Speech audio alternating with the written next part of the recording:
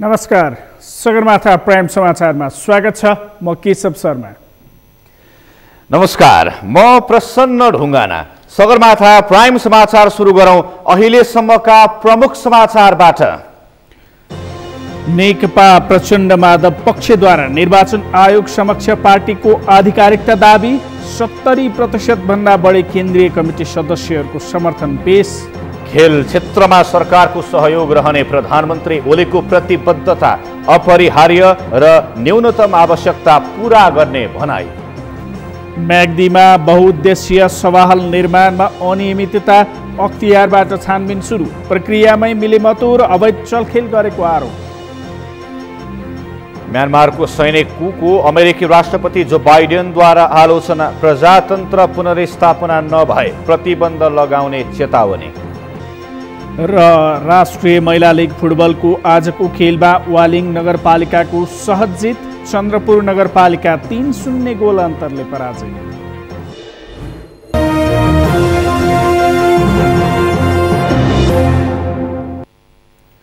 Sagarmatha prime समाचार अब विस्तारमा।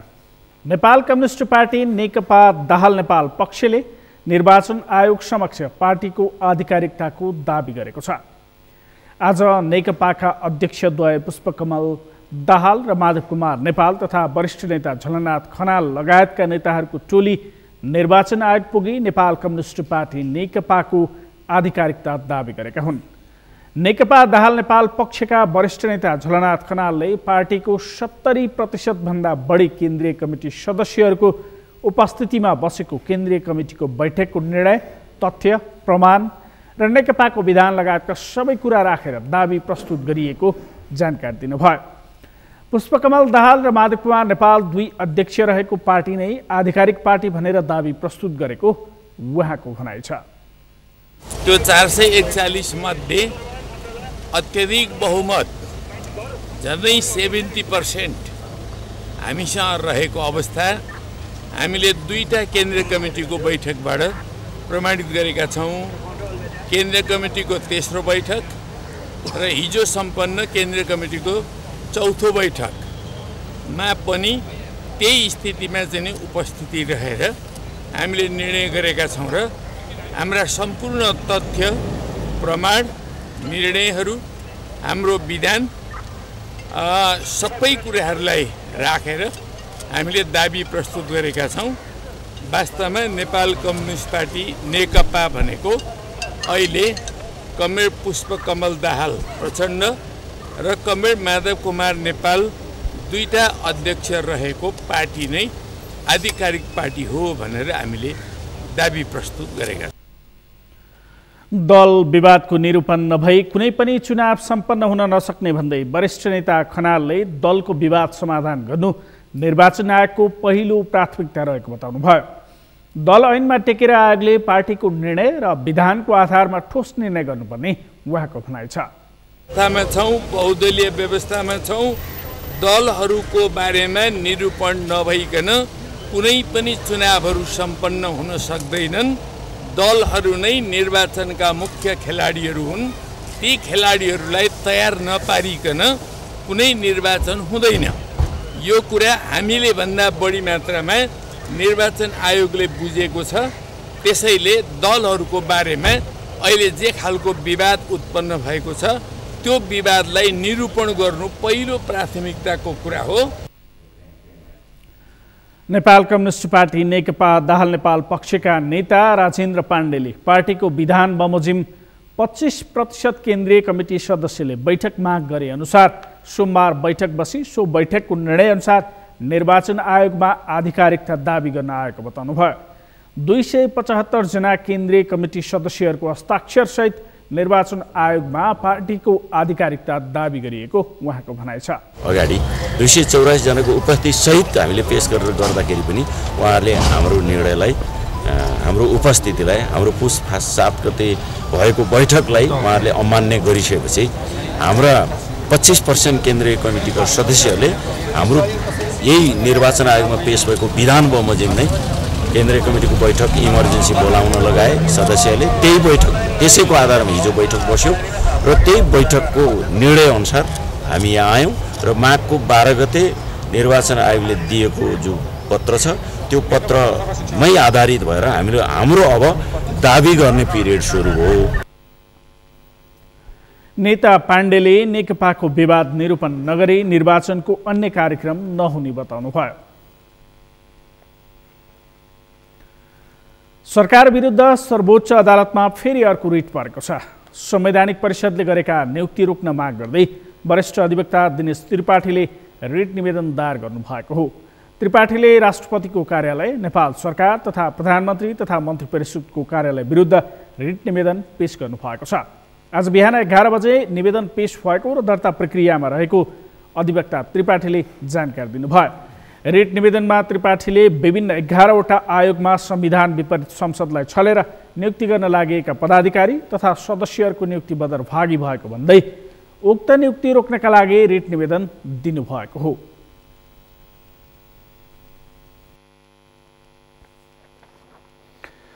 प्रधानमन्त्री केपी शर्मा ओलीले राष्ट्रिय खेलकुद परिषदलाई अन्तर्राष्ट्रिय खेलकुद प्रतियोगितामा सहभागी हुने खेलाडी छनौट गर्दा पक्षधर्ता बिना छनौट गर्न सुझाव दिनुभएको छ। राष्ट्रिय खेलकुद परिषदले आज काठमाडौँमा गरेको खेलकुदसँग प्रधानमन्त्री अन्तर्क्रियालाई सम्बोधन गर्दै प्रधानमन्त्री ओलीले पक्षधर्ता बिना नै प्रशिक्षक छनौट गर्ने काम परिषदको भएको र प्रशिक्षक एवं खेलका लागि खेलाडी चयन गर्दा स्वर्ण पदकलाई मात्रै प्राथमिकतामा राख्न पर्ने बताउनु भएको हो। खानेपानी मन्त्री मणिचन्द्र थापाले नक्खु कारागारको भ्रमण गर्नुभएको छ। मन्त्री थापाले आज नक्खु कारागारको भ्रमण गरी त्यहाँको पानी र सरसफाइको समस्याको बारेमा जानकारी लिनुभएको हो।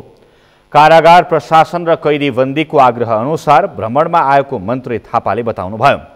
करिब 2000को हाराहारीमा रहेका कैदीबन्दीहरूलाई एउटा मात्रै धाराको पानीले व्यवस्थापन भइरहेको भन्दै उहाँले पानी र सरसफाइको व्यवस्थापन गर्न पर्ने आवश्यकता महसुस गरेको पनि बताउनुभयो। र सरसफाइको समस्या एकफेर यहाँको निरीक्षण गरिदिनु पर्यो भन्ने यहाँको प्रशासनका साथीहरू र कैदीबन्दी साथीहरू ती सबैको अनुरोधमा म यहाँ आज निरीक्षण भ्रमणमा आएँ। के पाउनु भएको? अब विशेष गरेर 2000 जति कैदीबन्दीहरू हुनुहुन्छ। ती कैदीबन्दीहरूलाई एउटा धाराको पानीले मात्र व्यवस्थापन भइरहेछ। दोस्रो 3टा ट्याङ्करहरूले चाहिँ उहाँहरूले आफै व्यवस्थापन गरिराख्नु भएको छ। दोस्रो अब फोहोर पनि धेरै फोहोरहरू जम्मा भइरहेछ। त्यो फोहोरलाई अहिले नगरपालिकाले व्यवस्थापन गरेको छ। त्यसको चाहिँ जनरल रिपोर्ट मैले प्रत्यक्ष पनि मैले देखेँ र यहाँको कारागारका प्रशासनका साथीहरूले एउटा पत्र मलाई दिनुभएको छ। यसको बारेमा थोरै व्यवस्थापन होस् भन्ने दिनुभएको छ। मन्त्री थापाले नक्खु कारागारमा विप्लव समूहका नेता हेमन्त प्रकाश ओली सुदर्शनलाई पनि भेट गर्नु भएको छ। ओली आफ्नो पुरानो साथी भएकाले भेटेको उहाँको भनाइ छ। कारागार सफाई तथा अन्य व्यवस्थापन के कस्तो छ र सुधार गर्न पर्ने के छ भन्ने विषयमा मात्रै कुराकानी भएको र अन्य राजनीतिक विषयमा कुनै कुराकानी नभएको उहाँले बताउनुभयो।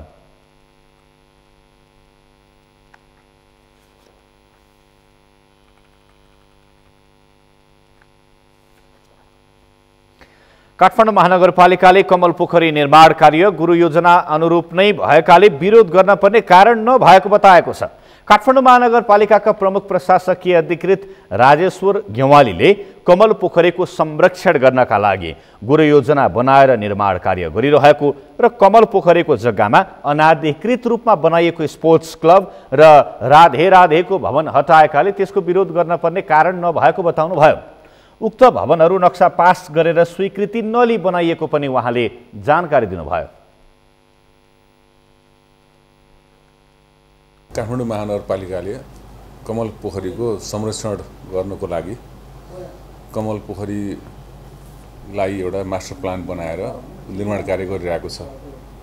सो निर्माण कार्य गर्दाखेरि सो पोखरीको वरपर रहेका एउटा चाहिँ महानगरीय प्रहरीको त्यहाँ एउटा वृत्त थियो, अर्को ट्राफिक प्रहरीको थियो। त्यसै गरी त्यहाँ चाहिँ एउटा स्पोर्ट्स क्लब र अर्को राधे राधेको भवन पनि थियो, जुन पोखरीको क्षेत्रभित्र आफ्नो पूर्जा नभइकन पनि निर्माण भएका अवस्था थिए र 2076 सालको असाढ महिनामा जब हामीले निर्माण सुरु गर्यो त्यो निर्माण सुरु हुने क्रममा अगाडि बढ्दै गएपछि अब अहिले त्यो अन्तिम चरणमा आइपुगेको छ करिब 70% काम सम्पन्न भइसकेको छ त्यो 70% काम सम्पन्न भइसकेपछि अब त्यो मास्टर प्लान अनुसारको सम्पूर्ण कामहरू सक्नको लागि हामीले चाहिँ नेपाल प्रहरी र ट्राफिक प्रहरीलाई अनुरोध गरेर त्यहाँबाट चाहिँ हट्नुस् भन्यौं उहाँहरू हट्नुभयो त्यसैगरी स्पोर्ट्स क्लब र त्यो अर्को राधेराधेको भवन पनि त्यो मास्टर प्लान भित्रै परेको र कमल पोखरीको जग्गामा बसिरहेका नेपाल प्रहरी र ट्राफिक प्रहरी भने काठमाडौँ महानगरपालिकाको अनुरोधमा छोडेको उहाँको भनाइ छ। स्पोर्ट्स क्लब र राधेराधेको भवन अनाधिकृत रूपमा निर्माण भएको सूचना तथा प्रतिवेदन महानगरपालिकाले प्राप्त गरेपछि त्यहाँबाट उक्त भवन हटाइएको प्रमुख प्रशासकीय अधिकृत गेवालीले बताउनु भएको छ।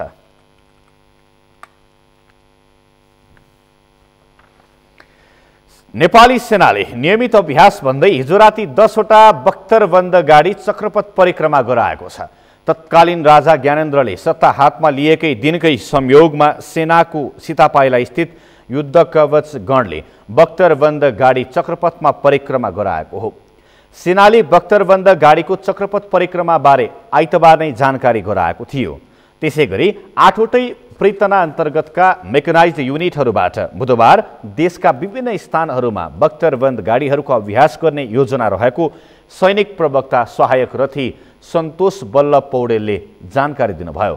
आम रूपमा भ्रम नपरोस् भन्ने हिसाबले सेनाले आइतबार नै यस विषयमा जानकारी दिएको जनाएको छ। यो नितान्त नियमित अभ्यास मात्र भएको सेनाले स्पष्ट पारेको छ।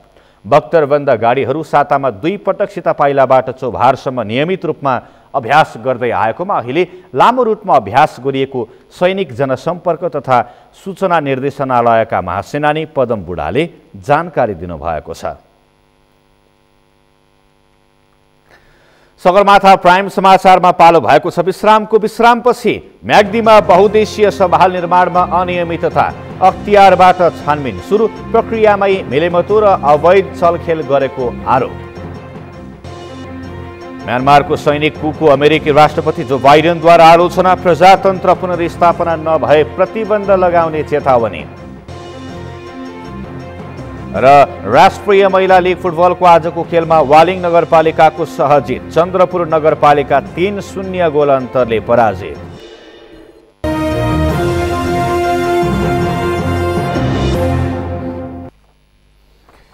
विश्रामपछि सगरमाथा प्राइम समाचारमा पुनः स्वागत छ। अब बाँकी समाचार। म्याग्दीका स्थानीय तहहरूले सञ्चालन गर्ने विकास आयोजनामा अनियमितताको गन्ध आउन थालेको छ। मिलेमतोमा आयोजनाको डिजाइनमा चलखेल गरेर लागत बढाउने आफू अनुकूलका व्यक्तिलाई उपभोक्ता समिति र ठेक्का मार्फत काममा लगाउने गरेको गुनासो सहित अख्तियार दुरुपयोग अनुसन्धान आयोगमा उजुरी पर्ने दर पनि बढेको छ। सन्तोष गौतमको रिपोर्ट। म्याग्दीको मालिका गाउँपालिका 6 दरबाङको छ्यारछ्यारेमा बहुउद्देशीय सभाहाल भवन निर्माणका क्रममा अनियमितता गरेको उजुरी परेपछि अख्तियार दुरुपयोग अनुसन्धान आयोगले जिल्ला प्रशासन कार्यालय मार्फत छानबिन सुरु गरेको छ।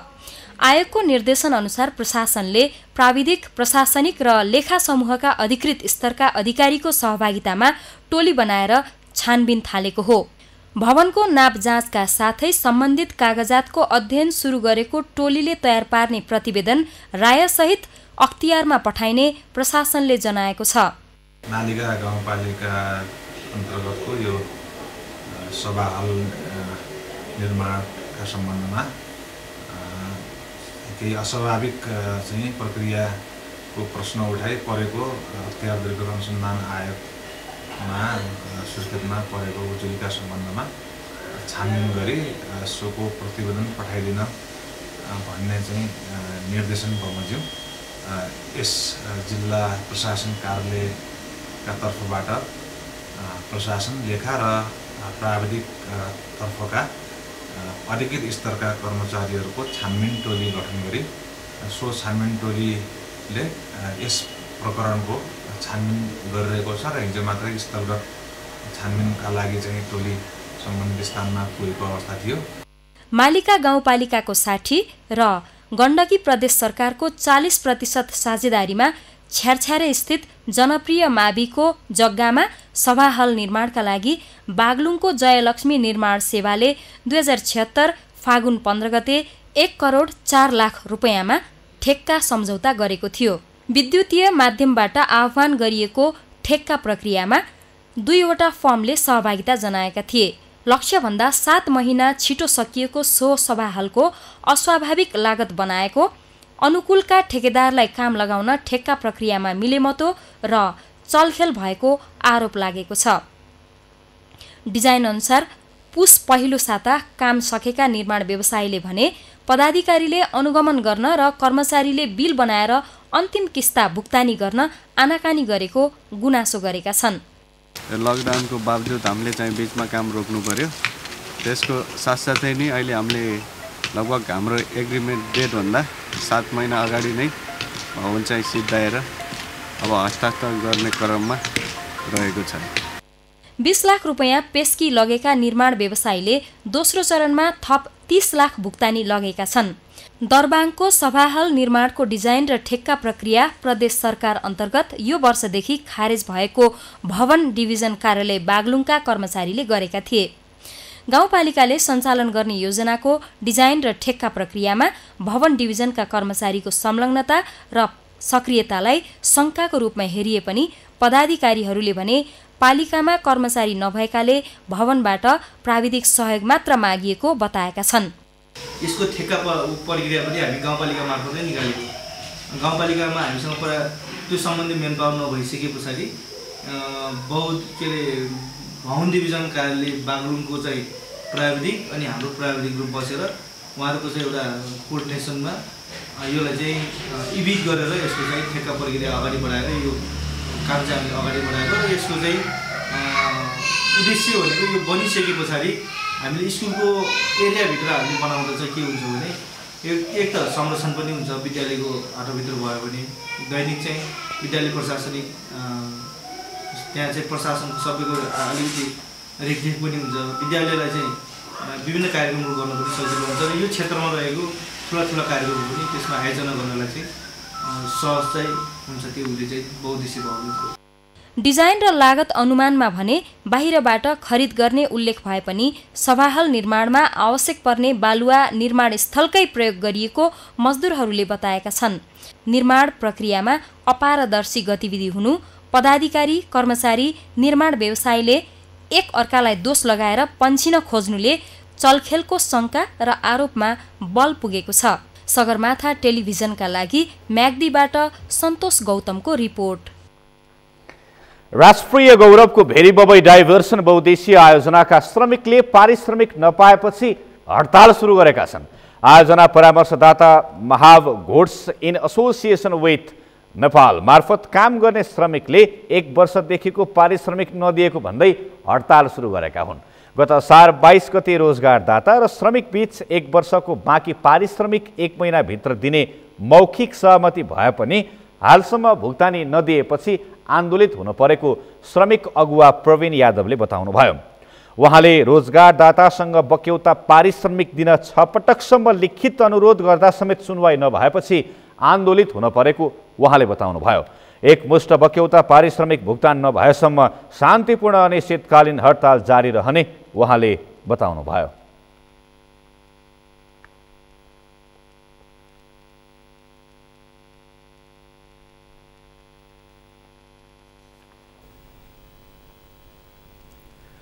परम्परागत रूपमा टाँगा चलाएर जीविका चलाइरहेका बर्दियाका टाँगा व्यवसायलाई यति बेला परिवार पाल्न समस्या भएको छ। बर्दियाको गुलरियादेखि भारतीय सिमानाका मूर्तिहासम्म टाँगा सञ्चालन गर्न नपाएपछि परिवार पाल्ने कि टाँगा तान्ने भन्नेमा दुविधा र समस्यामा छन्। बर्दियाबाट मुरली गोडियाको रिपोर्ट। चैत 11 देखि सुरु भएको लकडाउन अन्त्य भएकै 6 महिना बित्दा पनि बर्दियाको मुर्ताहा क्षेत्रका टाँगा व्यवसायीको जीवन सामान्य हुन सकेको छैन। चैत 11 अघिसम्म टाँगा चलाएरै जीविकोपार्जन गर्दै आएका 42 जना अहिले बेरोजगार छन्। यो बेला कोरोनाको त्रास हटे पनि नाका सञ्चालन नहुँदा रोजीरोटी खोसिएको भन्दै उनीहरू प्रशासन कार्यालय पुगेका छन्। 11 महिनादेखि हामीहरू बसे घोडालाई के खिलाउन के बाल बच्चालाई खिलाउन हामीहरू नालीको इँटा बेचेर खायौँ। बाल बच्चालाई पाल्यौँ। अब यो समस्या बार्डर सार्डर खुलिगयो अनि हामीहरू जान पाउन्न। अब के गर्ने साहब, के खिलाउने हामीहरू? और यही यति समस्या छ हामीहरू के पासमा। टाँगा चल्न दिनु साहब, टाँगा चलाएर बाल बच्चालाई पालौँ। 10 रुपियाँको सवारी हामीहरू पाउन्न हजुर। 300 रुपियाँ घोडा खाइहाल्छ। अब कहाँबाट हामीहरू ल्याउने खुवाउने घोडालाई, बाल बच्चा पाल्ने? बर्दियामा उद्योग, बजार, यातायात लगायत सञ्चालनमा आए पनि सीमामा वारपार गर्नेहरूलाई मात्र रोक लगाइएका कारण टाँगा व्यवसायीहरूको समस्या बढ्दै गएको छ। लकडाउनका बेला पनि कसैसँग सहयोग नपाएको गुनासो गरेका उनीहरूले तत्काल नाका सञ्चालन गरेर गुजारा चलाउने अवस्था बनाउन माग गरेका छन्। कोई नेता ना कोई सुनाई वाला है, ना कोई सुनाई करे वाला है, और ना कोई राहत दे वाला है, ना कोई राहत आई वो भी करा थी नगर पालिका से नहीं मिला। बहुत है यही मांग है, रास्ता खुल गया है, जाए आवे दे का टांगा चले दे क्या करे, कैसे करा जाए? अब टांगा जाए ना देते, और फिर ना कोई सहयोग करे वाला है, ना कुछ दे वाला है। प्रशासन कार्यालयले भने गुलरिया स्थित सुरजपुरसम्म टाँगा सञ्चालन गर्न दिएको छ, तर त्यतिले मात्र जीविका धान्न गाह्रो भएको व्यवसायीको गुनासोपछि प्रशासनले आवश्यक समन्वय गरेर निर्णय गर्ने आश्वासन दिएको छ। उहाँहरूले मूर्तियासम्म सुरुमा जुन चाहिँ ठाउँसम्म जुन भारतमा पर्छ त्यहाँसम्म जान पाऊँ भनेर माग राख्नु भएको छ।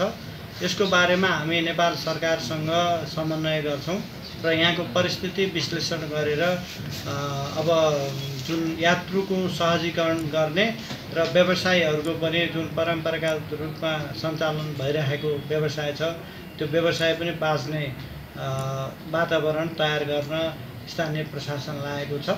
गुलरिया नगरपालिका क्षेत्रका केही विपन्न व्यक्तिहरू टाँगामा बसोबास गरी परम्परागत रूपमा पुर्खौँदेखि टाँगा चलाई पेट पाल्दै आएका छन्, तर अवस्था सामान्य हुँदा पनि व्यवसाय गरेर जीविका चलाउने अवस्था नहुँदा उनीहरू मर्कामा परेका छन्। यसर्थ उनीहरूको जीविका सहज बनाउन स्थानीय सरकारले ध्यान दिन जरुरी छ। सगरमाथा टेलिभिजनका लागि बर्दियाबाट मुरली गोडियाको रिपोर्ट। रोल्पाको लिबाङ धाङसी कुरेली सडकको धाङसी खोलामा पुल निर्माण हुन लागेपछि स्थानीय हर्षित भएका छन्। पुल निर्माण भए धार्मिक तथा युद्ध पर्यटकीय क्षेत्र जलजला र थबाङसँगै पूर्वी रुकुमसँग 12 महिना यातायातका साधन पुग्नेछन्। रोल्पाबाट भरत नेपालीको रिपोर्ट। रोल्पाको सदरमुकाम लिबाङदेखि करिब 2 किलोमिटरको दूरीमा रहेको धाङसी खोलामा मोटरेबल पक्की पुल बन्ने भएको छ। नयाँ पुल बन्ने भएपछि स्थानीय खुसी भएका छन्। अब धार्मिक तथा युद्ध पर्यटनको राम्रो सम्भावना रहेको जलजला थबाङका साथै दक्षिण रोल्पामा यातायात सेवा सहज हुने भएको छ। पुल बनेपछि 12 महिना गाडी चल्ने भयो। हेर्नुहोस् जनतालाई अब सुविधा हुने भयो।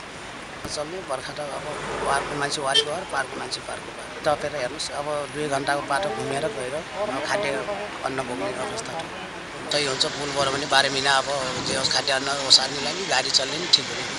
निर्माण भइसकेपछि यसले होमा हिजोको गाविस र अहिलेको 9 नम्बर वडादेखि लिएर यो बाटो टुटु हुँदै थबाङसम्मकोलाई र रुकुमसम्मकोलाई धेरै फाइदा हुने भएको हुनाले यो पुल बन्नुमा धेरै राम्रो यो जिल्लाको लागि यो दक्षिण बेल्टको लागि धेरै राम्रो कार्य भएको छ। नवनिर्मित पुल आगामी 15 महिनाभित्रै निर्माण सम्पन्न गर्ने ठेक्का लिएको कम्पनी एसिएटिक राज जेबीले जनाएको छ। अब यो चाहिँ यसको लागत चाहिँ हजुरको 5 करोड 61 लाख समथिङको हो। यो चाहिँ एग्रिमेन्ट भएको चाहिँ असोजको 25 गते मैले गरेको। यसको काम सिद्धाउने मिति चाहिँ हजुरको 2 वर्ष छ सर। अहिले 25% निर्माण कार्य सकिएको पुललाई तोकेकै समयमा निर्माण सम्पन्न गर्ने गरी काम भइरहेको सडक पूर्वाधार विकास कार्यालय रोल्पाले जनाएको छ। यो पुलको चाहिँ प्रोग्रेस अहिले हेर्ने हो भने 25% प्रोग्रेस भइसकेको छ। चौडाइ चाहिँ 2 लेनको नै हुन्छ। 840 हो यसको चौडाइ चाहिँ हाम्रो फुटपाथ सहित, तर गाडी कुद्ने भाग चाहिँ 6 मिटरको हुन्छ, 2 लेनको हुन्छ। छ अप टु डेट छ। अब साइट पनि नजिकै भएको हुनाले, अफिसदेखि नजिकै भएको हुनाले सुपरभिजनदेखि लिएर हरेक कुराहरूमा चाहिँ हामीहरू निरन्तर खतिराखेका छौँ। समयभित्र गुणस्तरीय काम सम्पन्न गर्ने निर्माण व्यवसायलाई प्रदेश सरकारले पदकसहित सम्मान गर्दै आएकोले देशको अन्य प्रदेशलाई लुम्बिनी प्रदेशबाट व्यवसायले राम्रो काम गर्ने सन्देश दिनुपर्ने लुम्बिनी प्रदेशका भौतिक पूर्वाधार विकास मन्त्रीले बताए। मलाई लाग्छ यो समयभित्रै गुणस्तरीय ढङ्गले यो निर्माण कार्य सम्पन्न हुन्छ भन्ने कुरा म मन्त्रालयको तर्फबाट एउटा विश्वास पनि गर्दछु। र जहाँसम्म रह्यो यसको अब पेमेन्टका कुरा स्वाभाविक रूपमा अब हामीले चाहिँ पोहोरैदेखि एउटा प्रावधान पनि राखेका छौँ निर्माण व्यवसायहरूलाई जसले समयभित्र काम सम्पन्न गर्छ र क्वालिटीयुक्त काम गर्नुहुन्छ उहाँहरूलाई हामीले प्रदेश सरकारकै तर्फबाट पदक दिने सम्मान गर्ने पुरस्कार दिने त्यो व्यवस्था पनि गरेका छौँ। पुलको शिलान्यास गर्दै लुम्बिनी प्रदेशका मुख्यमन्त्री शङ्कर पोखरेलले नेतृत्वले विकास निर्माणमा ध्यान नदिँदा रोल्पाले विद्रोही भएका रहेछन् भन्ने थाहा पाएका बताए। नेताजीहरू आउँदाखेरि एक्लै एक्लै आउनुहुन्छ, जनता आउँदैनन्। भाषण गर्नका लागि जुलुस निकाल्नु पर्यो भए जनता सहित आउनुहुन्थ्यो। यो हाम्रो कल्चर हो। तर यो राम्रो कल्चर हो कि होइन भन्दाखेरि राम्रो कल्चर होइन। क्रान्तिको उद्देश्य भनेको निर्माण हो। निर्माणमा हामी जब जोड दिँदैनौँ भने क्रान्तिको कुनै अर्थ हुँदैन। र रोल्पा एक खालको क्रान्तिकारी जिल्ला हो। जनता सधैँ विद्रोही किन हुन्छन् भन्दाखेरि यहाँ निर्माणमा यहाँको नेतृत्वले ध्यान दिन सकेका छैन। निर्माणमा ध्यान दिन्थ्यो भने चाहिँ सधैँभरि विद्रोह गर्नु पर्दैन थियो। आज चाहिँ यत्रो ठुलो परिवर्तन पछाडि फेरि विप्लवजी विद्रोह भनेर हिँड्नु भएको छ। त्यसको मकसद के हो त भन्दाखेरि हामीले निर्माणमा जति जोड दिनुपर्ने हो दिन नसकेका कारणले हो भन्ने मलाई लाग्छ। पूर्वाधार विकासले स्थानीय खुसी भएसँगै अब जनजीवन पनि सहज हुने देखिएको छ। स्थानीयको दैनिकी सहज बनाउनकै लागि पनि निर्माणका काम समयमै सम्पन्न गराउन उचित खबरदारी गर्न आवश्यक छ। सगरमाथा टेलिभिजनका लागि रोल्पाबाट भरत नेपालीको रिपोर्ट। ऐतिहासिक, धार्मिक, सांस्कृतिक, प्राकृतिक लगायतका विविध आयामले भरिपूर्ण हाम्रा गाउँ बस्ती पछिल्लो समय उजाडिँदै गएका छन्। विकास निर्माणमा राज्यको दृष्टि नपुग्दा तथा बसाइसराई दर बढेपछि बस्ती पातलिँदै गएका छन्। यिनै बस्तीमा स्थानीयले पर्यटकीय गतिविधि बढाएका छन्। तनहुँबाट नारायण खड्काको रिपोर्ट। बन्दीपुरबाट करिब 5 किलोमिटरको दूरीमा वडा नम्बर 3 को रामकोट गाउँ छ। मगर समुदायको बसोबास क्षेत्र यो ऐतिहासिक गाउँ पनि हो। मगर समुदायको भाषा, संस्कृति, परम्परा, रीतिरिवाजले भरिपूर्ण यो गाउँका बासिन्दा पछिल्लो समय सुविधाको खोजीमा बसाइ सर्न थालेपछि गाउँ उजाडिँदै गएको छ। सुविधा खोज्ने नाममा बसाइसराईको क्रम बढ्न थालेपछि त्यसलाई रोक्न गाउँपालिकाले मुख्यमन्त्री नमुना गाउँका रूपमा विकास गर्न आवश्यक पूर्वाधार र सेवा सुविधाहरू विस्तार गर्न थालेको गाउँपालिकाका अध्यक्ष पूर्णसिंह थापा बताउँछन्।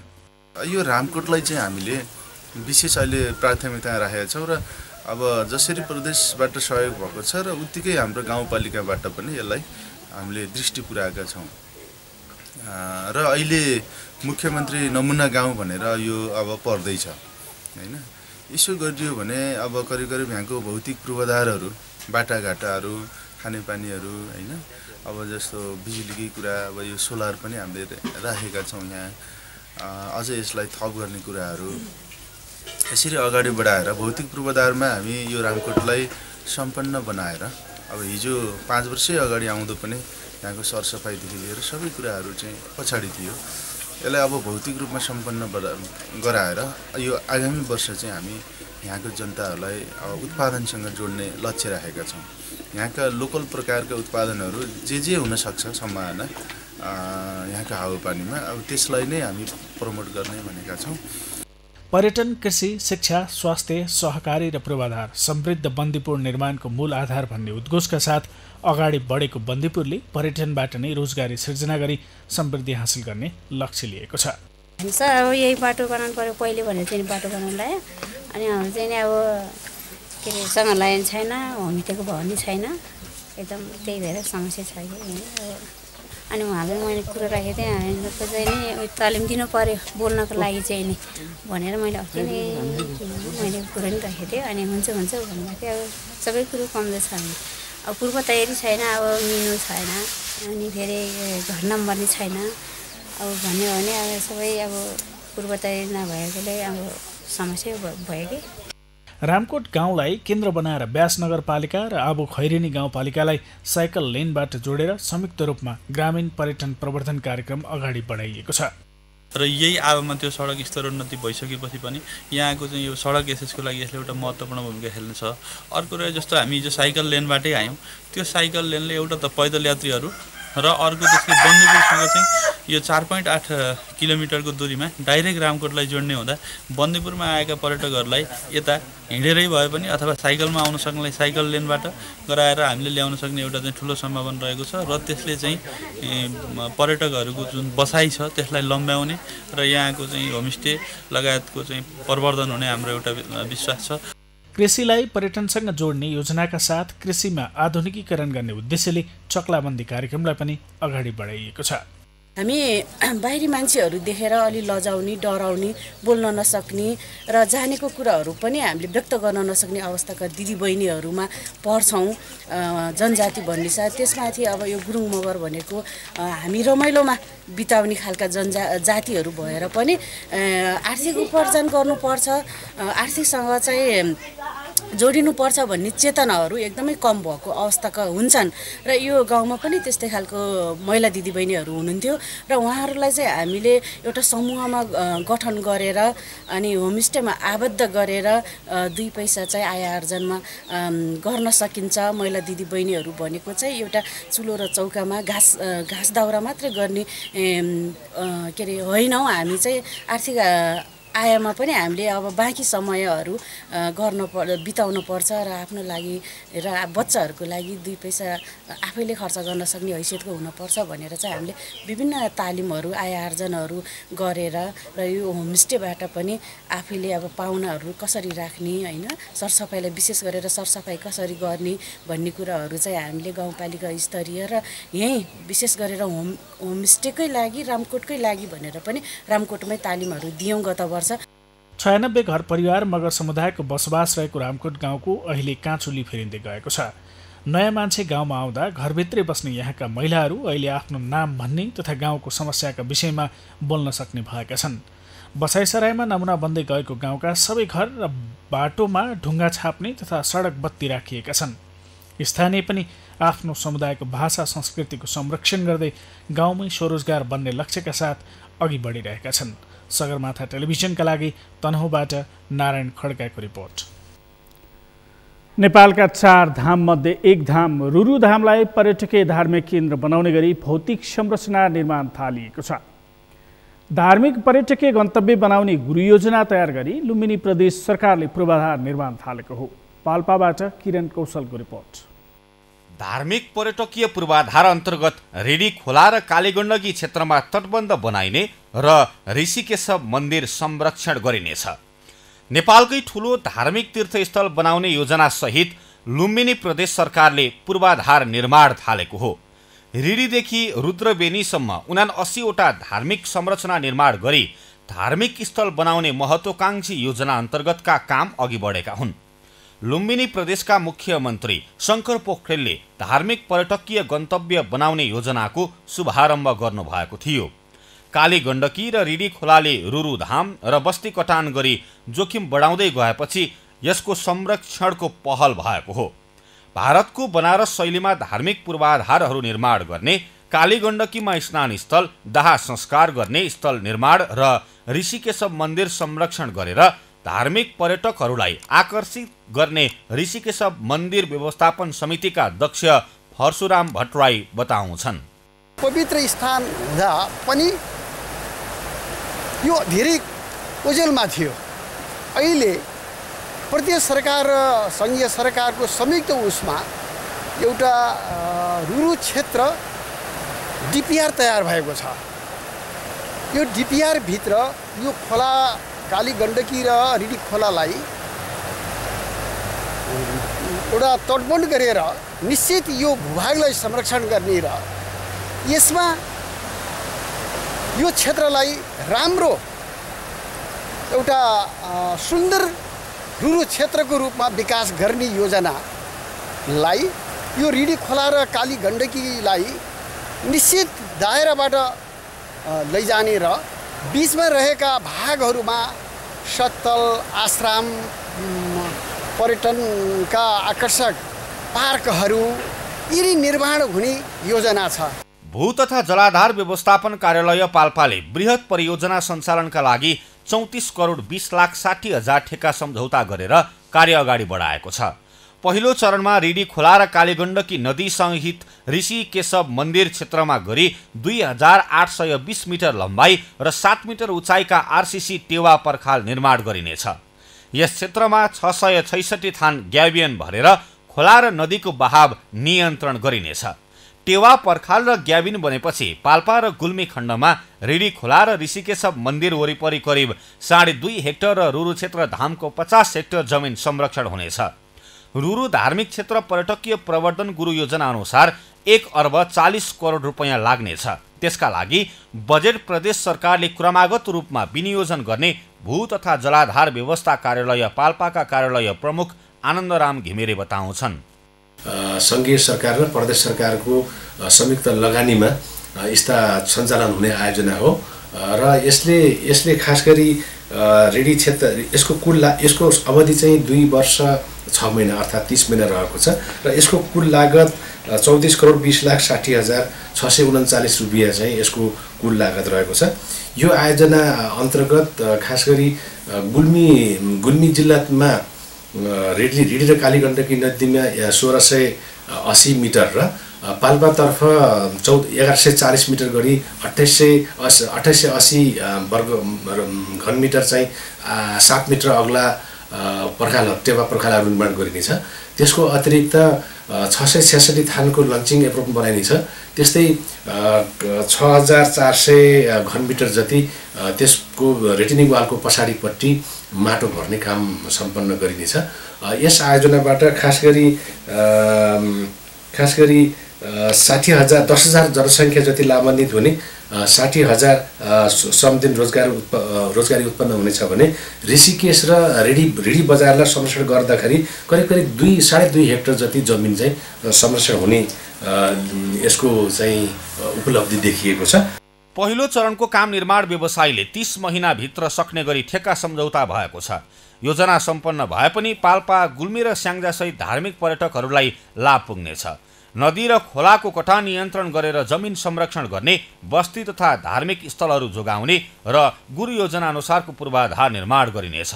सगरमाथा टेलिभिजनका लागि पाल्पाबाट किरण कौशलको रिपोर्ट। स्वर्गीय वीरेन्द्र शाह स्मृति पत्रकारिता पुरस्कारबाट सगरमाथा टेलिभिजन कर्मी जितलाल श्रेष्ठ सम्मानित भएका छन्। नेपाल पत्रकार महासङ्घ बारा शाखाद्वारा आयोजित 16औं साधारण सभामा उनलाई सम्मान गरिएको हो। 1.5 दशकदेखि बारामा रही खोजमूलक पत्रकारितामा क्रियाशील श्रेष्ठलाई दोसल्ला सम्मानसहित 15,000 रुपियाँ राशिले सम्मान गरिएको हो। पत्रकार शाहलाई तत्कालीन माओवादी कार्यकर्ताको एक समूहले 2064 असोज 18 गते बाराको पिप्रा बजारबाट अपहरण गरी टाङ्गिया बस्ती नजिकैको जङ्गलमा हत्या गरेका थिए। उनको शव 1 महिनापछि भेटिएको थियो। उनको हत्यामा संलग्न राङ इकबाल साहनी, कुन्दन फौजदार, हरेराम पटेललाई पक्राउ गरी जेल चलान गरिएको छ। मुख्य अभियुक्त लालबाबु चौधरी भने अझै फरार छन्। सगरमाथा प्राइम समाचारमा पालो भएको छ विश्रामपछि। म्यानमारको सैनिक कुको अमेरिकी राष्ट्रपति जो बाइडेनद्वारा आलोचना, प्रजातन्त्र पुनर्स्थापना नभए प्रतिबन्ध लगाउने चेतावनी र राष्ट्रिय महिला लिग फुटबलको आजको खेलमा वालिङ नगरपालिकाको सहज जित, चन्द्रपुर नगरपालिका 3-0 गोल अन्तरले पराजित।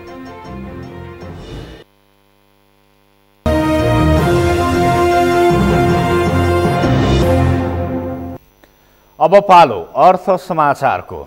अर्थ समाचारका प्रायोजक हो आफ्नो विश्वास हो त्रिशक्ति सिमेन्ट। सहज ढङ्गले व्यवसाय गर्ने वातावरण बनाइदिन माग गर्दै कोरोना महामारीबाट पीडित विभिन्न पेशा तथा व्यवसायीहरू सङ्घर्षमा उत्रिएका छन्। आज बालुवाटारमा सडक प्रदर्शन गर्दै कोरोना महामारी पीडित विभिन्न पेशा तथा व्यवसायीहरू सङ्गठित रूपमा सङ्घर्षमा उत्रिएका हुन्। लकडाउनका कारण ग्यारेजमा थन्किएका सवारी साधनको जाँचपासमा 2600% जरिवाना गरिएको, प्रक्रिया पूरा गरेर पनि पर्यटकलाई अराइभल भिसा नखोलेको तथा निम्न मध्यम र मध्यम वर्गका व्यवसायीले पुनर्कर्जा र व्यवसायको निरन्तरताका लागि सहुलियत कर्जा नपाएको भन्दै व्यवसायीहरू आन्दोलित बनेका हुन्। मौद्रिक नीतिमा साना व्यवसायलाई नसमेटिएको तथा ब्याङ्कको अन्याय अत्याचार बढेका कारण आन्दोलन गर्न परेको नेपाल पर्यटक यातायात व्यवसायी सङ्घका अध्यक्ष रामहरि शर्माले बताउनुभयो। 11 महिनासम्म सरकारले गाडी हाम्रा सवारी साधनहरू थुनेर राखेका छ, तर पनि जाँदाखेरि जरिवाना सहित करहरू माग्ने, इन्सुरेन्स अनिवार्य, थन्काएर राखेको गाडीको इन्सुरेन्स अनिवार्य गर्नुपर्ने, जाँचपास अनिवार्य गर्नुपर्ने, यसले गर्दाखेरि हामी चाहिँ अब टेक्न नसक्ने भएर र ब्याङ्कहरूको अन्याय अत्याचार अति बढी भएको भएर टेक्न नसकेर यो आन्दोलनमा आउनु पर्यो। हाम्रो मुख्य माग भनेको चाहिँ मौद्रिक नीति सबैमा समान प्रकारको लागू गरेर र अनावश्यक सरकारी कर तथा जरिवानाहरूको अन्त्य गरौँ र व्यवसायहरूलाई व्यवसाय गरेर खान सहज वातावरण क्रिएट गरिदियो भने यो मध्यम वर्ग निम्न मध्यम वर्ग जसको अर्थतन्त्रमा चाहे त्यो ट्याक्सको कुरा होस्, चाहे रोजगारीको कुरा होस्, चाहे त्यो ब्याङ्कमै लगानी गर्ने कुरा होस्, त्यो हिसाबले तपाईँको मोर देन 90% स्टेक मध्यम वर्ग निम्न मध्यम वर्ग पेसा व्यवसायीको छ। तर वास्तविकता के छ भने अहिले कोभिडको नाममा राष्ट्र ब्याङ्कले जुन यो चाहिँ के अरे सहुलियत दरको कर्जा भनेर वितरणको हिसाबले 1 खरब 48 अरबको हाराहारीमा जुन गरेको छ, त्यसमा चाहिँ जस्तो यो लघु आयोजनाहरू भनेर 15 लाखसम्मको जुन सिलिङ राखेर गरेको छ, त्यसमा लगभग मध्यम वर्ग निम्न मध्यम वर्गकाहरूले जति उहाँहरूले प्रोसेस चाल्नुभयो, चाल्दाखेरि त्यो चाहिँ कुनै पनि हिसाबमा 3-4 महिना एकदमै त्यो अडचन यति धेरै छ कि त्यो कर्जा सम्भावितै भएन। र रियलमा त्यो कहाँ गयो त भन्दाखेरि एउटा सर्टेन वर्ग जसको चाहिँ ब्याङ्कमा डिरेक्टली उहाँहरूको चाहिँ लिडरसिप छ। मौद्रिक नीति सबैमा समान प्रकारले लागू गर्न पर्ने, अनावश्यक सरकारी कर र जरिवानाको अन्त्य गरी व्यवसायलाई काम गरेर खाने वातावरण बनाइदिन माग गरिएको छ। आज भोलि शान्तिपूर्ण धरना गर्ने र माग पूरा नभए कडा रूपको आन्दोलनको कार्यक्रम घोषणा गर्ने पनि व्यवसायीहरूले चेतावनी दिएका छन्। दूरसञ्चार सेवा प्रदायक कम्पनी एनसिएलले भारतमा फोन गर्न सुलभ खालको भोइस प्याक सार्वजनिक गरेको छ। एनसिएलले आफ्नो विन्टर अफर अन्तर्गत लोकल दरमा नै भारत कल गर्न पाइने गरी दैनिक र 3 दिने सहुलियत प्याक गरी 2 खालको भोइस प्याकहरू ल्याएको हो। यो अफर एनसिएलले आफ्नो नयाँ अभियान फास्ट फरवार्ड लाइफ अन्तर्गत ल्याएको हो। यो अभियानले भविष्यको पुनः कल्पना गर्दै डिजिटल पावरका साथ छिटो अगाडि बढ्न अभिप्रेरित गर्ने एनसिएलले जनाएको छ। दैनिक भोइस प्याक अन्तर्गत ग्राहकले करसहित मात्र 25 रुपैयाँमा भारतीय नम्बरमा 10 मिनट कल गर्न सक्छन्। दैनिक प्याक सुचारू भएपछि 24 घण्टासम्म समय सीमा रहन्छ। यो भोइस प्याक खरिद गर्न प्रिपेड ग्राहकले *17118 *7*1 # डायल गर्न सक्छन्। हामी सगरमाथा समाचारको अन्त्यमा छौं। अन्त्यमा प्रमुख समाचार फेरि एकपटक। नेकपा प्रचण्ड माधव पक्षद्वारा निर्वाचन आयोग समक्ष पार्टीको आधिकारिकता दाबी, 70% भन्दा बढी केन्द्रीय कमिटी सदस्यको समर्थन पेश। खेल क्षेत्रमा सरकारको सहयोग रहने प्रधानमन्त्री ओलीको प्रतिबद्धता, अपरिहार्य र न्यूनतम आवश्यकता पूरा गर्ने भनाई। म्याग्दीमा बहुउद्देश्य सभाहाल निर्माणमा अनियमितता, अख्तियारबाट छानबिन सुरु, प्रक्रियामै मिलेमतो र अवैध चलखेल गरेको आरोप। म्यानमारको सैनिक कुको अमेरिकी राष्ट्रपति जो बाइडेनद्वारा आलोचना, प्रजातन्त्र पुनर्स्थापना नभए प्रतिबन्ध लगाउने चेतावनी। र राष्ट्रिय महिला लिग फुटबलको आजको खेलमा वालिङ नगरपालिकाको सहज जित, चन्द्रपुर नगरपालिका 3-0 गोल अन्तरले पराजय।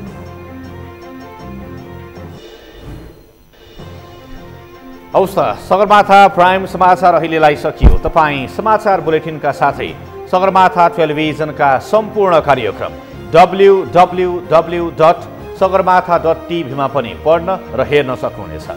साथै युट्युबमा youtube.com/sagarmatha TV नेपालमा हेर्न सक्नुहुनेछ। तपाईँ हामीलाई फेसबुकमा पनि facebook.com/YesTV नेपालमा फलो गर्न सक्नुहुनेछ।